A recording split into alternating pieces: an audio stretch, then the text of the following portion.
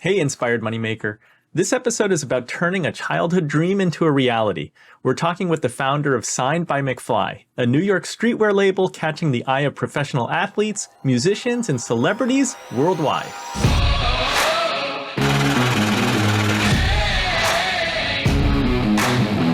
Episode 254 features Mugzy McFly, New York fashion designer, entrepreneur.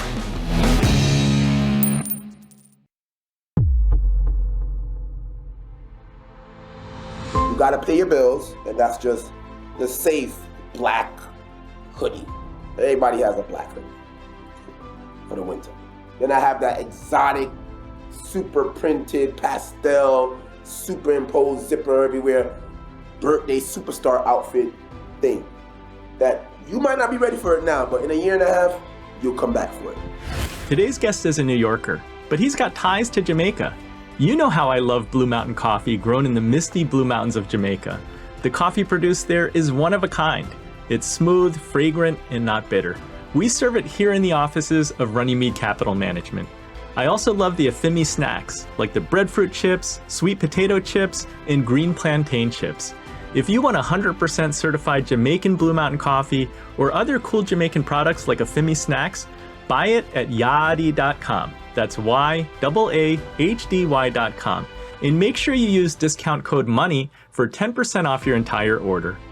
Our guest is New York fashion designer and entrepreneur Javon Williams, also known as Mugzy McFly.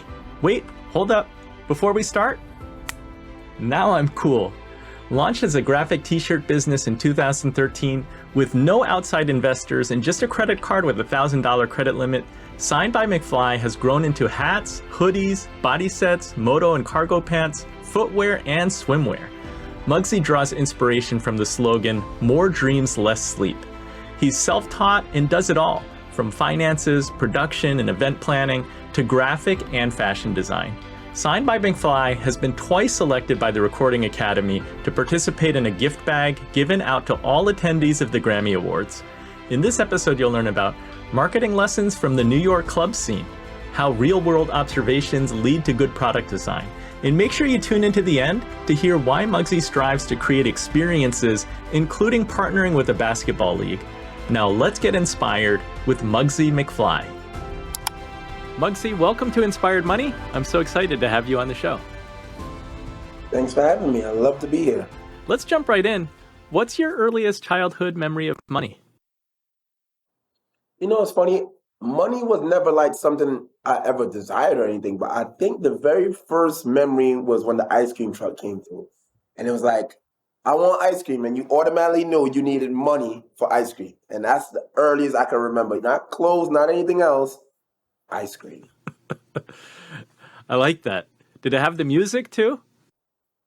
Of course, they had the music coming down the block, have everybody running crazy, and it's like, I want ice cream. Why can't I just get ice cream? No, you got to go get money. So, you know, your mom, that was her job, so you have to go get her. So I knew for a fact, money, ice cream, happiness. Just worked that way. All right, before we get to talking about your fashion brand, Signed by McFly, talk about following the safe career others expected you to do versus chasing your dream. It's very, very difficult, but rewarding, of course. You know, I feel like it's a little bit different when you're not like good in school because they expect you to just go wherever you go. But when I really excelled in school, I was really, really good. I was a great student, had great grades, was punctual, never missed a day, enjoyed going to school. So when I pivoted to not go to the safe route, it was kind of like, whoa, why is he doing that? That's not what we expect. I actually have a 4 years bachelor's in accounting, and at St. John's University, so I really had the top of the top. I just wasn't intrigued with it after I got out of school. It took me a couple of years to get a job, and once I had the job, I hated it. I absolutely hated it, and it was like, whoa, what do I do now? And then I came across the idea of actually having a brand during the summer, and here I am. So was that more of your family's dream for you versus your own? It's funny because like your family, they just want you to be successful. They don't want you to be like a blowout, a waste, or anything. They want you to be able to stand on your own, not be an embarrassment for the most part. Whatever you do, make money, whatever. But for me, I wanted to be an accountant. I wanted a job that it was more so about the money. It wasn't more so about the life or, how much I would enjoy it. I didn't really have a passion till I actually got in there and I was like, this is draining. Like I waited this long for this and I hate it. So we both kind of were on the same page, and then I decided to just go off, and it kind of threw everybody a curveball because it took a couple of years to understand exactly what I was trying to do. So it's tough. But you went through like a long period trying to land that accounting job. It's not like it was just waiting for you right out of school. Exactly. I feel like if it might have been waiting for me as soon as I got out of school, maybe I would have appreciated it more. But I think the wait and then like the quality of job I did get it was just a recipe for disaster. Like no, no, no, no, no, no. It was far. There was a agency job, so the payment was low. I fought for it for like 2 years. Everything just didn't line up. So when I finally got there, it was like, no, I can't.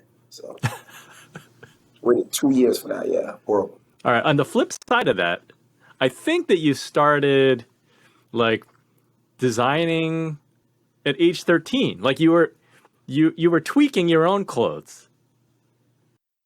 Yeah, so I come from a part of the Bronx where like it's still very mom and pop, and I didn't really have all the means to dress the way I wanted to. So, and I had to get creative. I also was really really short at 13, so I couldn't buy everything I wanted physically or financially. So I had to find like this little middle ground where I could actually create stuff and make stuff that I couldn't see on the street and that was affordable to me. So I used to have to just figure it out. There was a little sports store a couple of blocks from me that used to do like customization, like sports jerseys and all type of stuff like that. And that might have been the first stepping stone to actually making my own clothes. Even though I didn't have as much money to make all the custom stuff, but the idea came in my head like, oh, if I want this, this is how much it is, this is how much it is. And my ideas just kind of went beyond just natural shopping. Is that something you enjoyed doing at that time? At the time, I wasn't thinking of it as too creative. It was just like, oh yeah, I'm gonna make an outfit that nobody else has. It just was the thing. How do you stand out in this world of everybody being able to get the same thing and everybody wanting the same pair of sneakers, the same Jordans, the same Nike, the same whatever. It's like, all right, I found a pocket where I can be different, and that I loved it. I lived for that. Actually, that's all I cared about for most of my school upbringing. I mean, I always passed, but forget the grades. It's more about the thing. Yeah, what kind of reception did you get from your family? Like, no, not your family, your friends and your classmates when you go to school? Well, I actually became like the guy for that because one trick besides actually just making my own stuff was building a relationship with the store that sold the sneakers where I could get my sneakers early. And since I was smaller, my foot size was smaller, so I paid cheaper for my sneakers regardless. So it kind of I always kind of won. So financially, I had that. Then I was making my own stuff. So it just like, ooh, he just got it. I was just known for it. I was always known for fashion from maybe like sixth grade, seventh grade, and then seventh grade was the year where I kind of like turned it up, and that's like right when I was about to turn 13 and everything, and I was like, all right, now I'm gonna start doing as much as I can. And I went to high school, and it was just a whole other experience. You paid less for smaller shoes because my dad has like size 8. And when I was in high school, I had like size 11. And his complaint was always, why do I pay the same price as you? You have a lot more material. See, he's right at the cutoff because I remember growing up, it was size 6 and lower. Then magically, while I was growing up, it went to size 7 and lower, was still kids. And it just helped me with my fashion journey because it helped me to save money when I got to high school. But yeah, so y'all pay the same price. I'm sorry for your dad. Oh yeah, you got the kid size. So is that where the name Mugzy came from? So exactly. So the right now I stand about 6'2". At the time I was about 4'11", and Mugzy Bogues, Mugzy with an S, I'm Mugzy with a Z. He still is the shortest basketball player ever. And a lot of my style and my connections and the people I've grown with come from basketball. So, I just called that by coincidence because I was short. I actually hated the name, ended up marketing it eventually. And that was just it. I was really, really short, and Mugzy and basketball went hand in hand. Muggsy, I saw that your products ended up in like a Grammy Award gift bag. How did that happen? Man, it was. I still kind of question mark that myself. I guess the people who are responsible for it, they had me on their radar, and I did it 2 years in a row, and they contacted me and was like, "Yo, would you like to participate in this?" And I felt it was a great opportunity to actually be able to be like on the same list and conversation as these great performers and actually have stuff inside their home.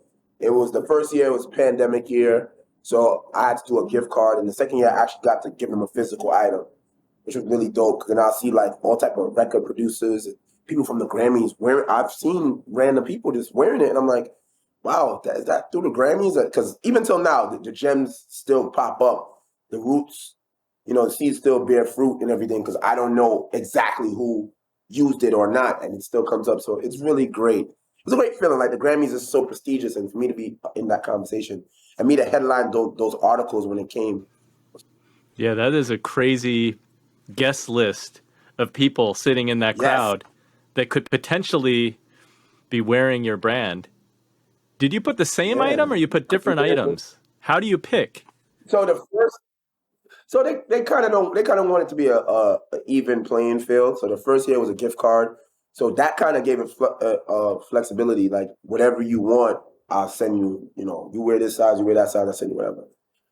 That was kind of easier. But most celebs, they don't care for like gift cards because they have money. So the next year, I was like, I want to give them a physical item because if I give you this item and you like it, you wear it. So I did a trucker hat, probably the most popular, all size, one size fits all, and it does very well regardless. And then I've actually seen it on people that I have no idea how they got it. So it had to be the Grammys, like prestigious people, and it's like wow. So I went both routes. I'm not able to hand select each performers, each presenter, each person stuff. That's the only flaw in it, but it still works out. Well, it's pretty cool to have that kind of exposure. Yes, amazing. It was great. I love How it. does it feel to see a celebrity wearing your product? Well, it depends on how it happens. Um, eh, there have been times like early on with me, meeting a celeb and like kind of asking them, one feeling was okay, but like now to be approached, like for them to reach out to me personally, like, I've had like people like Jim Jones, Lil Mama, some other Jamaican artists and basketball art players to actually come to me, jump in my DM straight up and ask for something. I've had the stylists come to me and be like, they need this for a music video, and music video comes out and it's me. Like that feeling, that authentic, organic, I like your stuff and I came to you specifically over everyone else, that feeling is amazing.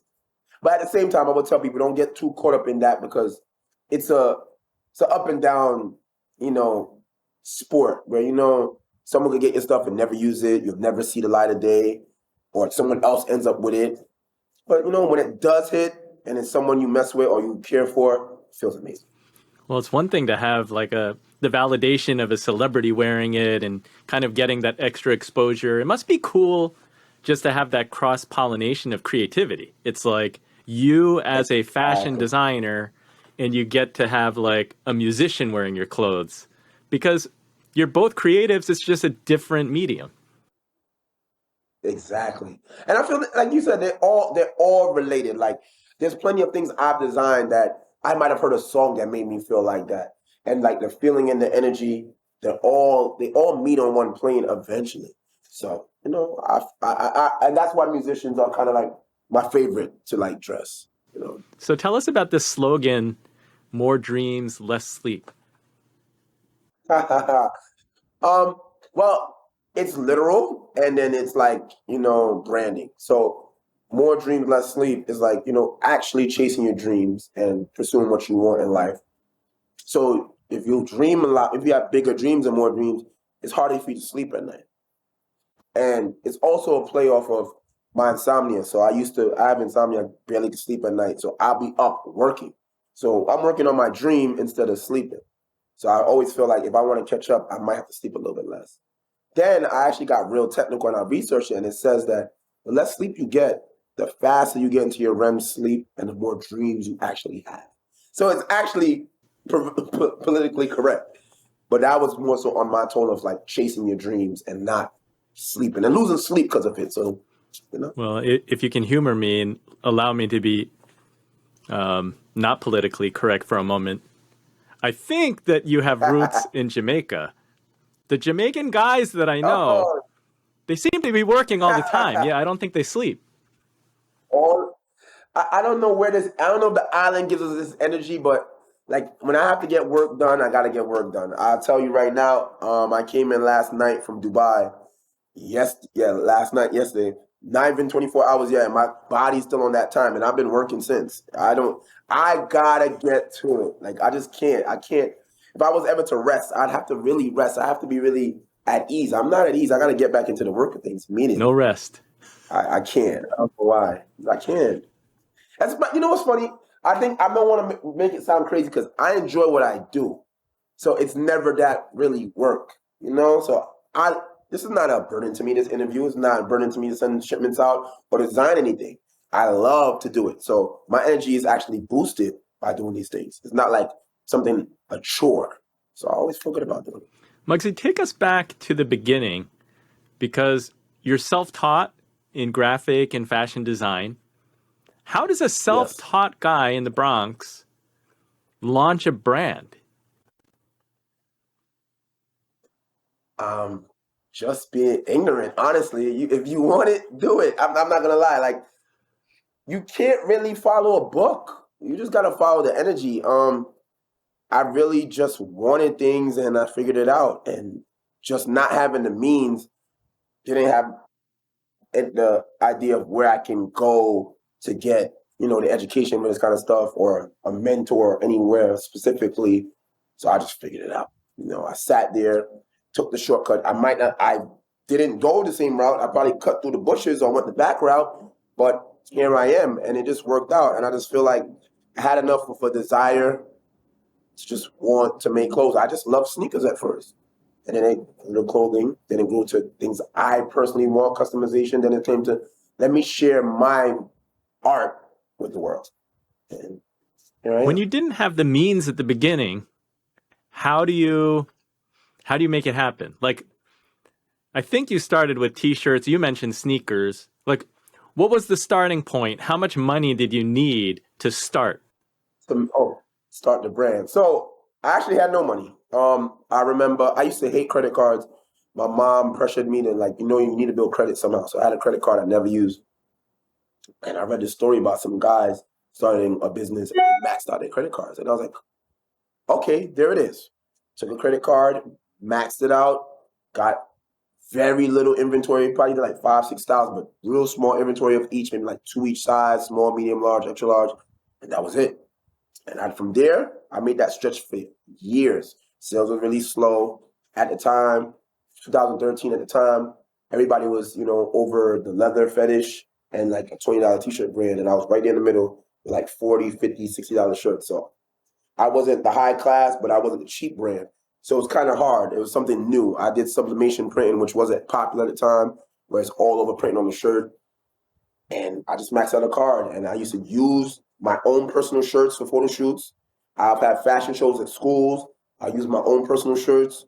I just kept flipping it and then got to a point where, people started ordering. And I promised myself that whatever money I put in, when I make, put it right back in and try to flip it. And maybe in like a year or two, started making a little traction. And here I am, about 8, 9 years in. How scary was it at the beginning, those first couple of years when you max out the credit card? Like, until that's paid back, it's kind of like hanging over you, right? No, it's actually extremely scary because it's like, okay, one line is like, okay, I'm gonna try and do this business. I'm gonna max out. I'm gonna go deeper in debt. At the same time, I owe St. John's for 4 years of tuition. All that stuff loans is there. So I'm like, okay, I'm already down. If I don't go do this job, it gets harder and harder to get a job when your resume has more and more of a break in between. So I was like, wow, I gotta really think about this. There's no plan B. I have to stick to this. So it was really, really hard at the start because there's a learning curve. And it's kind of like, you go to school, they give you 4 or 5 years to figure it out. You can even get an internship and work for free. But with a business, they don't give you that grace period. It's like 3, 4 months. Where's the results? And it's like, if we had the same leeway with your business as with school, 4 or 5 years, you'd be fine. Because it took me about 3, 4 years to actually get to the point where it's like, all right, I'm good here. But I didn't have that. And it's kind of scary because it's one, like I said, it's one thing to not ever have gone to school. But if you go to school, everybody's expecting, oh, when are you going to start working? When are you going to start making money? When are you going to start paying back your loans? And if you go to Christmas dinner, Thanksgiving, and your family's like, what you up to now? And it's like, can't really explain this to you because I don't even know fashion like that to even tell you where I'm at. I just know I'm learning on the fly. So it was really, really difficult, like alone. Like it was really, really difficult. But I'll do it 100 times over. So paint that picture for us. What did that real world learning look like? It was tough because, like you really, all you know is what you like, but you know nothing about what you like. You don't know how sneakers are made. You don't know between cotton and polyester, and screen print and embroidery and PVC logoing and all these things you don't know. So it's kind of like, I love food, but because you have a good taste bud doesn't mean you know how to cook. So if you buy a plate, can you sit there and dissect every ingredient to make this? So if I figure out all the ingredients, now I got to figure out how to mix it, the temperature, and it's doing it over and over and over and over again. It's actually extremely frustrating without anyone to help you at all. Because at the time, there's way more brands now, but at the time there was dime a dozen. There wasn't that much brands. And if they weren't in the Bronx or better yet, even New York. So I didn't have it in my community at all. So it was really, really tough. Or at the time, if anybody was there, they were learning on the fly just like me. So they couldn't help each other. I ain't know nothing. You ain't know nothing. So it's kind of a blur to me to extent because it's like I really had no idea how I was surviving at the time. I was just I honestly was just praying like, okay, let's see what happens now. Figured out how to make my own website. Figured out how to do everything. Figured out how to make content. Got people hit me up at fashion shows. I don't even know how they knew I had made clothes at the time. There was no Instagram. I don't know. It just happened. It just worked. Well, you seem to be good at making connections. I think in that time period when you were doing like the agency jobs, or maybe it was after you got laid off, like you knew the club scene. You were meeting a lot of people. So that is one part, not so much creating, but I always tell people, besides all the clothing and physical product, there's a product you have with a customer service and a smile and an energy. So when I was right around my last year of getting out of school, St. John's, I started party promotion. I used to go out, I like to have fun, energy, whatever. I didn't sleep anyway, insomnia. So I used to go out, and even before I started designing clothing, I started making flyers because one day my flyer girl was too busy, took too long. So, all right, let me cut costs off of that. Let me figure it out myself. And that was probably my own internship of designing. And then going outside, meeting people, learning how to market because I have to persuade 200 people to come to where I'm at. What makes my night so great? So I feel like that actual jumping into the crowd taught me a lot of tools about just people. Then, of course, going outside every day, every other day, going outside to promote, then actually keep an event, I have to dress my part. And then I actually get to see other people dress their part. So I was exposed, like all the stuff I make now is more so a party girl type of vibe. Like even when I see them outside the party and inside the party and whatever events, winter, summer, spring, fall, whatever. So that's where I got like my blueprint for what I know and what I see. But actual physical stuff, no. But that was kind of it. Like I built that energy. And then I remember the first year I started 2013, by 2014, I had to transfer my my birthday party to a fashion show. So I thought about it, like I have to reintroduce myself. So they know me for this. How can I get them to know me for fashion? So I remember transforming the first year And I made it, you know what? The fashion show is the start and the party's after. People that love to party with me, they'll still come. And then the new people or people that might be in between, they'll come to the fashion show. And it worked. And now it's at a point where it's more fashion show than party, if anything. They don't even care for the party. It's all about the clothes. So, once you got people's attention, you got to know what to do with it. And I was really good at getting people's attention. So it worked in my favor. So that club promotion sounds like valuable skills for running a fashion business, because there are some artists who like just stay in their studio creating, but no one knows their stuff. Exactly. So and that's the thing I try to say. Like, if I'm by myself, I only know me and what looks like is going on the internet, which is not always true. So some people be on the internet and they be in their house. But if I can go outside, like there's big companies that legit pay people to go outside and do research. I am that person. I am that already. My people, I have the pool for you already. Come right here, come outside with me. I'll show you what the girls like to wear and what they like to listen to and how comfortable they want to feel. They don't want to wear the heels after 1:30 because the good music is on. They want to take them off. So you might want to make the slides or the slippers that they want to change to. They want to wear something that, they won't sweat too much in the club and they'll still look good and they don't have to be a dress. They want to be able to dance in.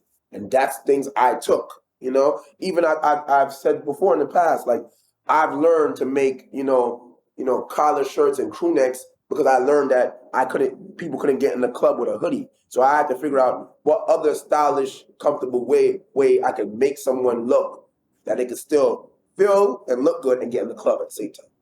Then even making pants, like I'm not a big fan of jeans myself. I don't know why, but whatever. And you couldn't always get in the club with sweats. So I found my path of making cargos and moto pants. And it's like, you can't tell me these are sweatpants, but they're more comfortable in jeans and they look extremely high function. And I found my own path. But that was just off of fitting into the desire. I feel like the best things come out of problem solving. So I was like, okay, how do I look good and feel good in this party? Also, my stuff is going to come with zipper pockets because I'm in the club and I need to make sure everything is secure. If I'm going to get drunk, I know my phone's in this pocket. It's not going anywhere. I've lived this, losing my stuff in the club. So that's why I've created this. So, yeah. So you mentioned that you get inspiration from music sometimes. It sounds like it's really important to be observing the world around you, too, to solve those problems. I feel like everything is kind of connected. And like you said, like being in the bubble, I don't know how artists just, only record their music, don't listen to all the artists and everything like that. It's like, even if you don't follow the trends, you need to be privy to them. You need to know what's going on at all times. There's certain things you could even set your own trend, but then you also have to follow through with it. You got to see how far it is. Do you got to stir them back into this way or that way? How can certain things help you? Like I will never forget, 2016 was the year of the dad hat. It was snapbacks first, and then it was the dad hat, which was less free-forming hats. And that might have been the first trend that I kind of followed that really was financially successful for me. And that's just because I was outside. I went to a friend of mine concert. They were selling merch, and I asked for a hat, and it was sold out. And I'm like, damn. He's like, I'll let you know when I make them again. I was like, okay. And it kind of clicked to me. He said, make. I'm like, wait a minute. I make clothes. I can make those. I made one. And at the time, I think it was Snapchat that was out. Made one, put it on Snapchat. Everybody, the response was crazy. I made a bunch. They sold out like crazy. And I probably spent like a year and a half just selling those. And it brought my business stability up crazy. And I never looked back since then. So knowing when and where to fit in, and then even knowing what's going on and what you could add to it or what lane you could put out is always a way. So I think the awareness is very important. When you first started out and you were making t-shirts, like that's very different than now because you're making all kinds of different products. The cargo pants, the hats, the hoodies, shirts, like sweatsuits. You make all kinds of stuff. But when you're more limited to just t-shirts, how do you stand out and get the word out? So I feel like it's tough. If you're very limited in your production, it's either you get really, really creative with your design, which still is kind of difficult, but I always feel like content is king. So now if I had a regular vanilla shirt, Now, if I bring it to a fashion show and I pick the most exotic models to model it for me for the crowd and play the best music, the experience, I'm kind of moving my party promotion skills, the experience that you had, like, oh God, this guy knows this song. He put on some prissy, high class vid. He put something that I would dance to in the club. And this model is, I tell the model, don't be a model, be a person, be you, dance, enjoy yourself. You record that, you put it up, and it sells itself. You create it for me. Or now I do a photo shoot, and I'm like, you know, instead of doing a white background, let's go to the amusement park, and let's go on the Ferris wheel, and the colors and everything. I kind of sell you the lifestyle instead of just the clothing. If I'm able to do that, stand apart. It's more so the story and the feeling that you get, the energy that you portray with the stuff, than just a piece sometimes. So it's not just a cotton shirt. It's not just, if you want to think about it like that, that's why a lot of brands don't really go too far, because they don't have any, essence, no story, because anyone can just print a shirt. I make brands every day for other people, and I can make 100 brands in one day if I really need to. So what's the entry into this field is very low. Like, it's easy to get in, but to sustain and to stand out, it's a whole different argument.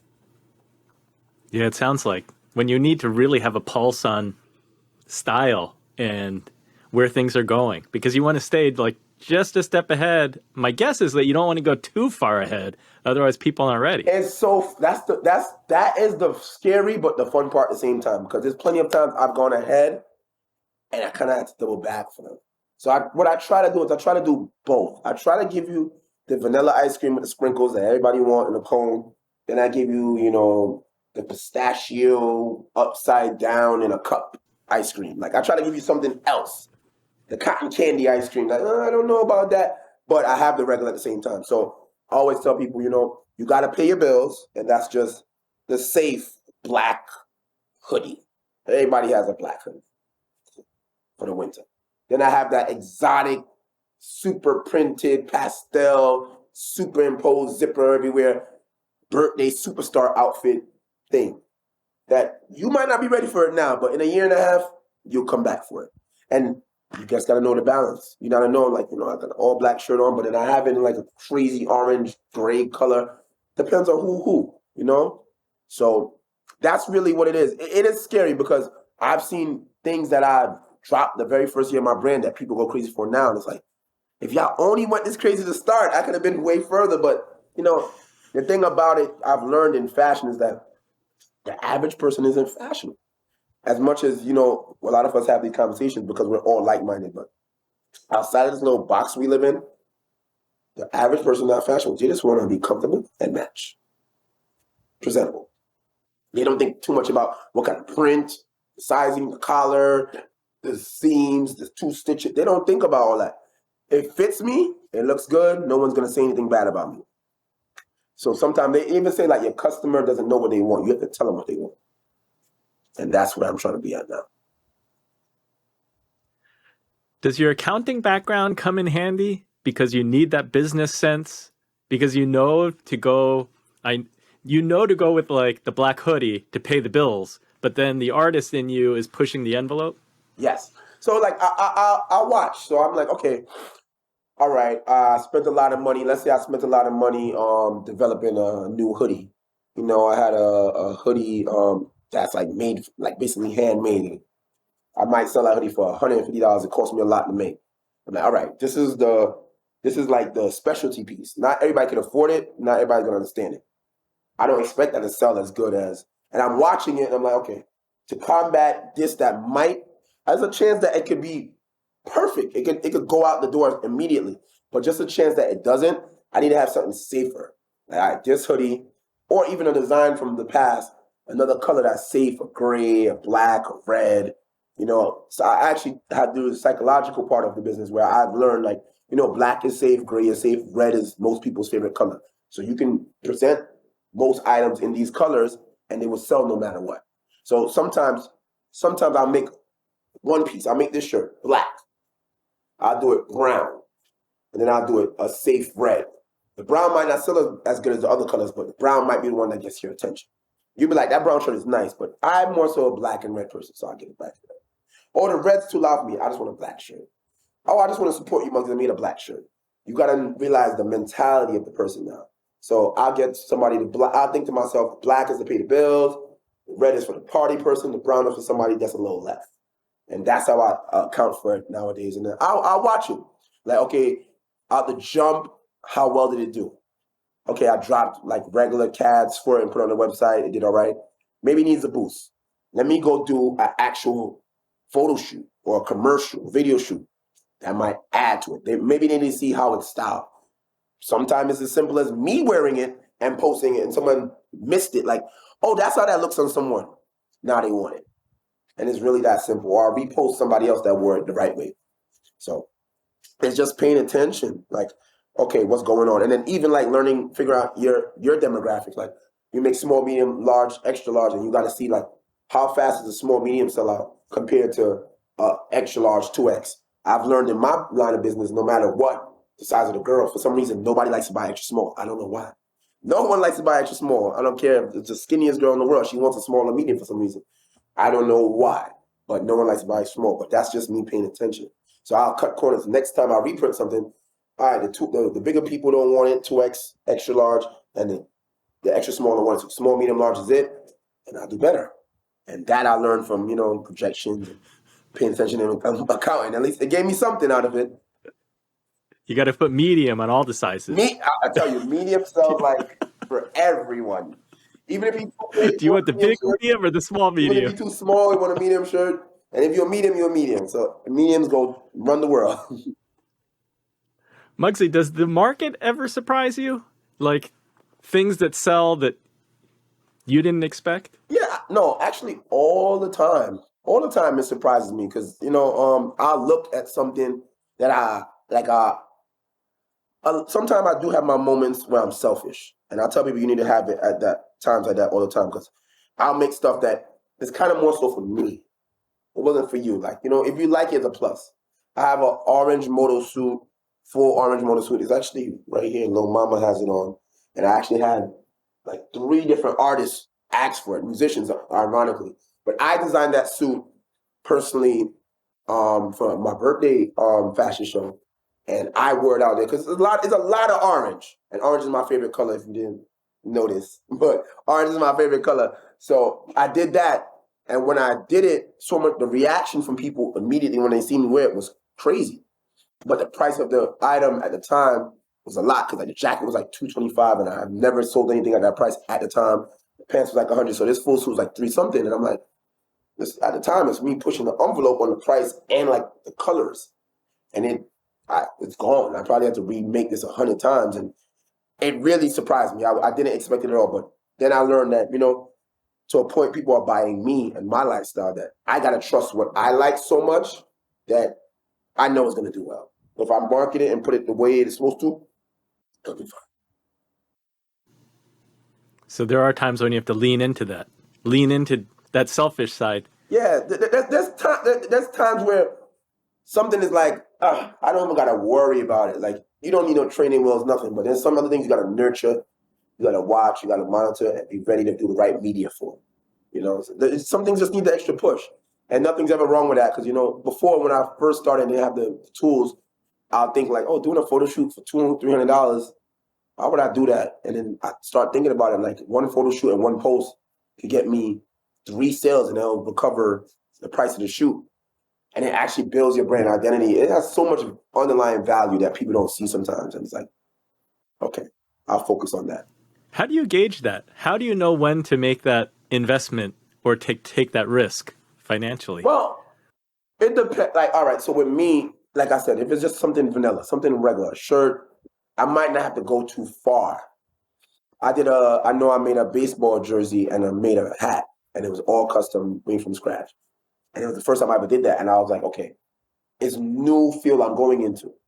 Like, for me to sell this the right way, I need to show this how it's supposed to be worn, bring back the 90s feel, like an old music video, because they used to wear baseball jerseys on this sports stuff in the video. So I had a drone shot of us over a baseball field walking in before the stuff came in and saying coming soon. And next, it was a bunch of shots of us actually playing baseball. And it was really functional with the matching outfit and everything. And I didn't really pay too much attention to it. Then I looked back maybe like a month later and realized all the jerseys was gone. And I was like, wow, it worked. And it was the first time I ever ventured into that field whatsoever. And it's kind of like that because we live in a time where 10, 15 seconds, you're gone. I'll drop something, it'll get 1,000 likes or something, but there's still people that like that and didn't pay any attention to the rest of it. So you have to keep selling stuff. Like if you put we live in a time where it's kind of like sold out culture, where you think because something didn't sell out the first day, it wasn't good. But that's not true. Some people's eyeing and stuff and they're waiting for their birthday, their paycheck, their vacation to buy it.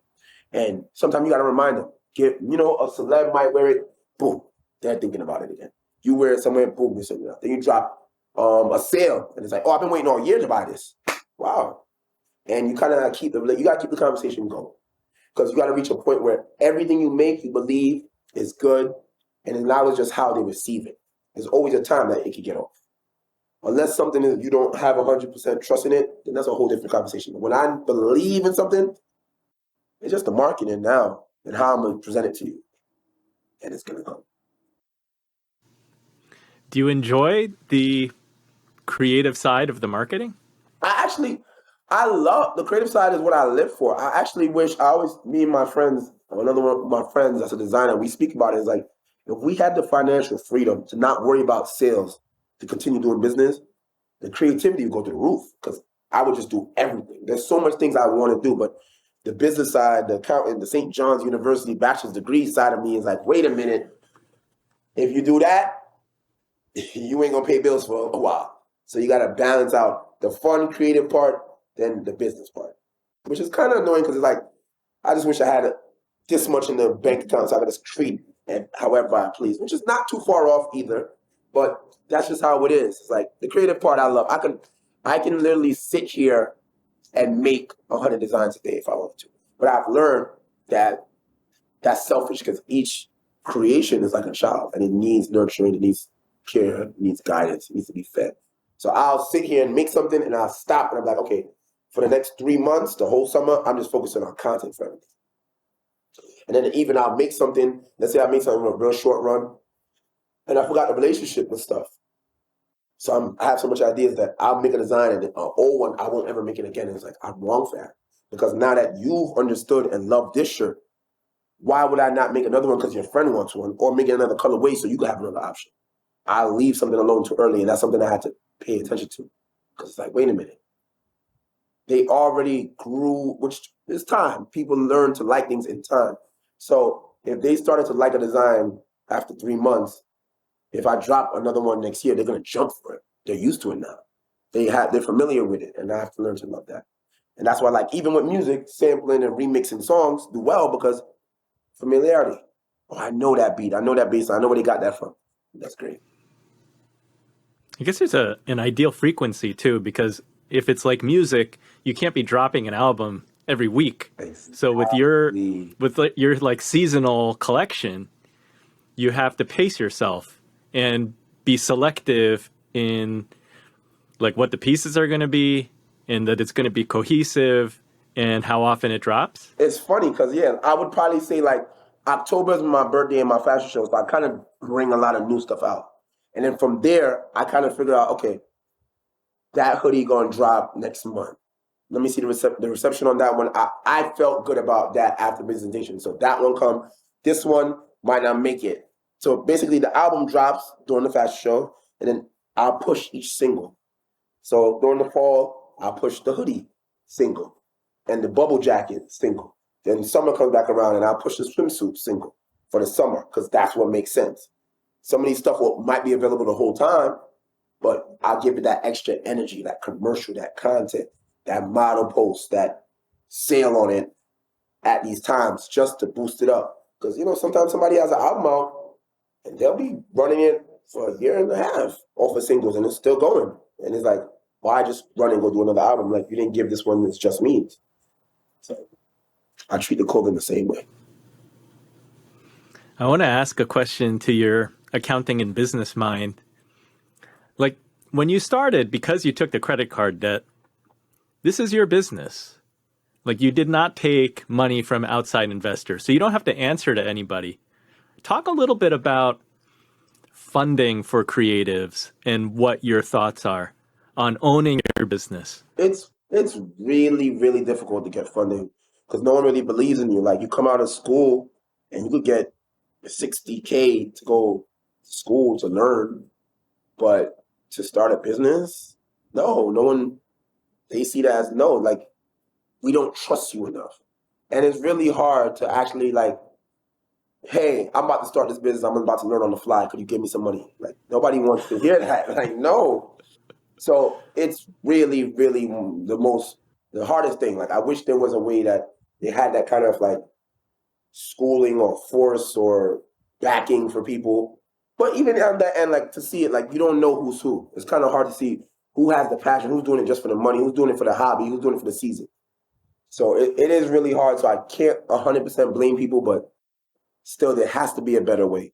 And I'm actually take great pride in being 100% own my business because I don't have to worry about, and there's no, I don't have a group or I don't have like a partner. I don't have to worry about someone else. So if I feel today, I want to make a teddy bear. I want to make a teddy bear with an orange shirt because I seen something, old Polo Ralph Lauren used to have teddy bears that he had sold with the shirts, and that's my favorite designer. He's from the Bronx. And I want to do that. And then the guy's like, why we gotta do orange this time? Why we gotta do this? It's like, no, the creative part, the fun part where I could just live and follow the flow and figure out the energy. I don't have to compromise that because now it's like, damn, is my investor gonna give me this money to pay for this stuff, even if it doesn't sell, even if it's just aesthetically pleasing for the moment, and then, maybe Christmas it hits like crazy, they'll be mad. They'll see it as a failure because the timetable and the ratio and the flip and didn't come back the way they wanted. And I have the business side, but I'm never too caught up in that.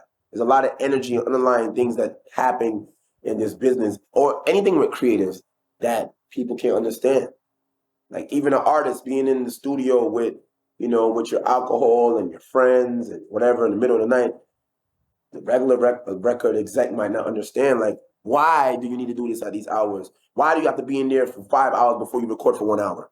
It's like, you don't understand the energy and the environment I need to be this creative person. People don't understand that because, to be creative on demand is a gift. And, I feel like I'm able to put myself in that zone all the time whenever I need to. And I feel like the average person could never understand that. They think, 1+1 is 2 to the average person, but to a creative person, 1+1 could be 11. If you want to look at it the right way, So. Yeah, the creative person can see different possibilities Exactly. that somebody else wouldn't see. Exactly. So. Well, it makes sense that it's hard to raise money at the start, right? Because no one wants to give you money to make mistakes on their dime. Exactly. Does the situation change 8, 9 years in when you've made the mistakes and you've proved that you have like this dedication and that you're in this? Do people come to you saying like are there opportunities to raise money if you wanted to? There are, but the thing about it is that unless it's something catastrophic, it kind of like I don't really want your help at this point now because I'll figure it out. Like now I'll be like, okay, I need to raise 15K for something. It's like, okay, I'm gonna give these people this that they like, that's low cost. I can turn around quick enough. I can have an event with it, and boom, I have the money I need because I've done this for so long. Now, for me to have you, now I'm a sure thing, and I'm gonna let you put your money in and get your sure money with no risk that I have to bear all this time. It's kind of unfair at that point. It has to be something so colossal that is needed that we're both risking a lot. It's gonna be money that I cannot figure out, or I'm so creatively inclined at the moment that I can't wait to raise the money. I'm gonna miss something, and I need this help now. But it hasn't happened. I've been pretty good where the natural flow of the business will suffice for the most part. So, If you have a sustainable business, you don't need it. Yeah, I've had the conversation with friends who had a business and they end up like selling their business or doing certain things, and the conversation comes is like, if someone can give you a number that you might not see in your lifetime, what do you do? Is it more about the ownership or is it more about spreading your vision? Will you and them have an understanding? It depends. Steve Jobs and Apple at one point, he didn't even work for the own company he made.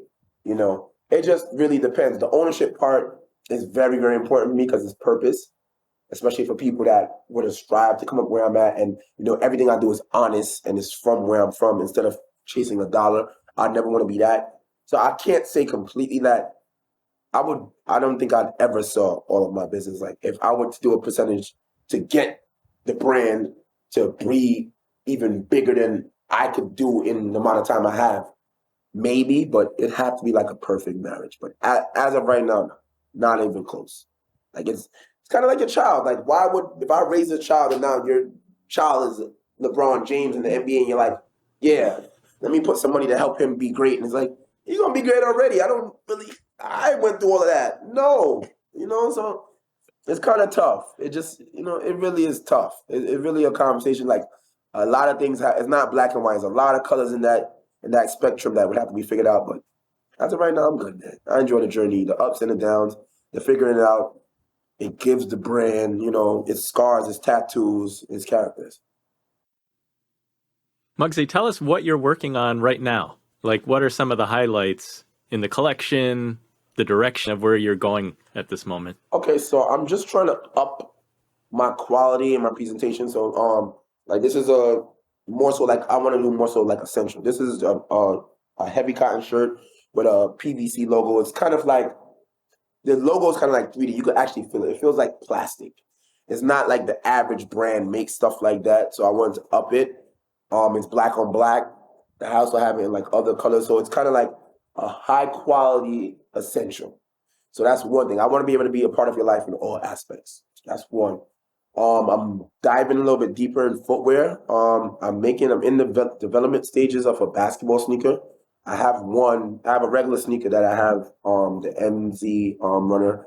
That's like my last shoe, which I'm still marketing. But behind the scenes, I'm making a basketball sneaker where I want to actually incorporate my promotion event skills and the sneaker. What I want to do is I want to make more experiences. So my next that sneaker is hopefully supposed to drop next year, but I want to drop it with a basketball tournament.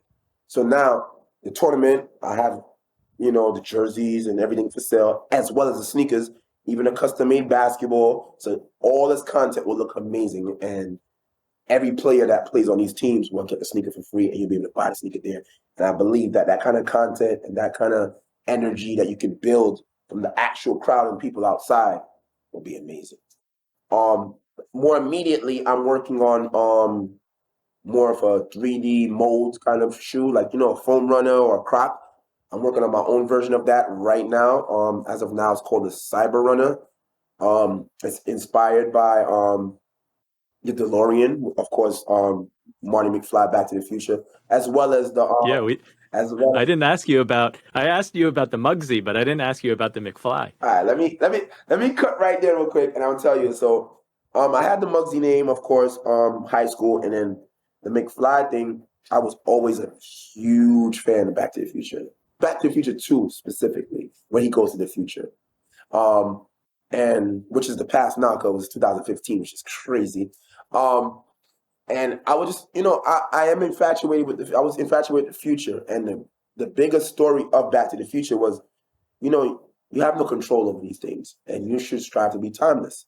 And no matter what you do now or then, it is what it is. You can't escape your destiny. And I always wanted to create something that was timeless. So Signed Bu McFly, I aim to be timeless. I never really follow any trend that would die out today and tomorrow. I always try to make something that even a couple of years later you could revisit and wear again. And McFly is also an acronym. Many can't fly like you. So that's Mugzy McFly.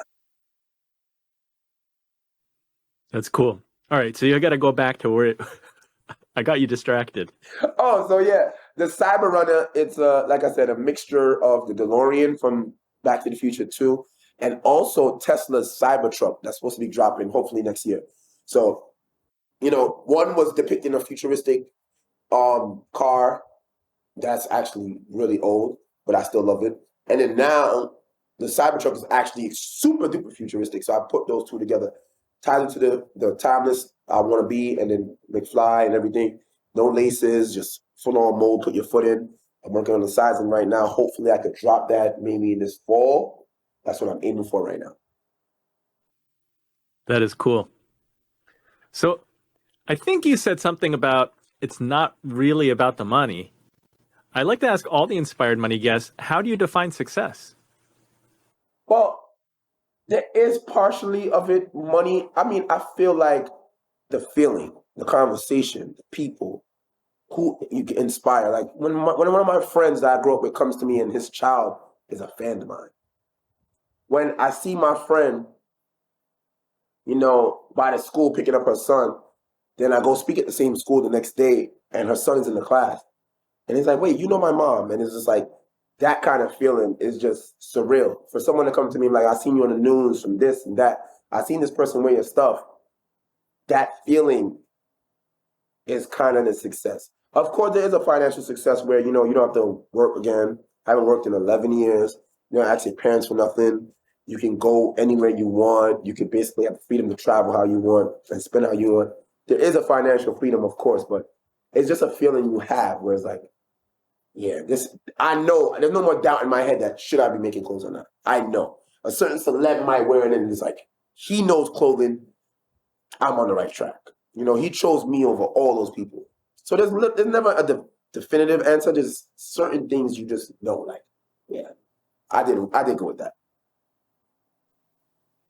Well, there are a lot of choices out there. Yeah. What do you see for the kind of landscape of minority-owned businesses in fashion? Is there a lot out there? Is there a lot more than there used to be?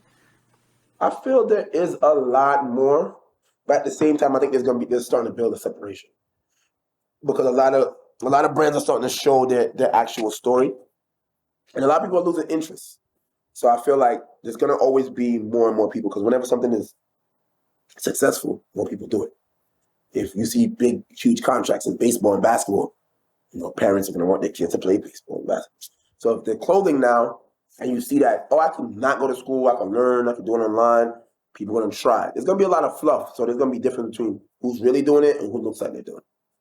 And I feel it never stops, but I feel like the ones that are, top tier, they'll move to a different stratosphere because they've been doing it. And then, people like me, like myself, that's why I went to footwear and went to cyber runnings and stuff like that with the events. I'm already thinking of ways to separate myself no matter what. So it kind of forces you, the competition, the field kind of forces you to level up. I can't stay comfortable, It's kind of like, the iPhone and, the Androids and stuff. If Android has a certain feature, eventually iPhone has to come and meet them because it's like, you can't be that far in the dust, Electric cars with Tesla and everything, all these big brands are starting to like, let me get my hybrid, let me get my eco-friendly car because you gotta get there eventually because that person changes the landscape. So that's where I'm at now. Like I'm using my strengths. Like, okay, I have a vision for futuristic stuff. I have a connection with people. So I want more event-based drops and clothing and stuff like that. So that's what I know that the average person could get 1,000 likes, but can he get 200 people outside in his clothing at once? Maybe not, but I can. So separation will start and we'll see the difference. Awesome. Well, thanks for sharing your story with us and your thoughts on fashion and creativity. Tell the Inspired Money listeners and viewers where they can follow you and learn more about your brand. Okay, so I'm on signedbumcfly.com. Mugzy McFly, honestly, you could Google me. That's Facebook, Twitter, Instagram, Snapchat, whatever you could think of. Mugzy McFly, that's me. I probably say go to Instagram. That's where most of the stuff is at. And you can get closer to know me. And if I'll tell you, anybody that's inspiring to do clothing or needs some help, some guidance, just come the right way. I answer my DMs. I love to help people because I want to be the person I needed when I was on my journey. So come find me. Cool. It's not just stylists. Anybody can DM you. Anybody. Come on.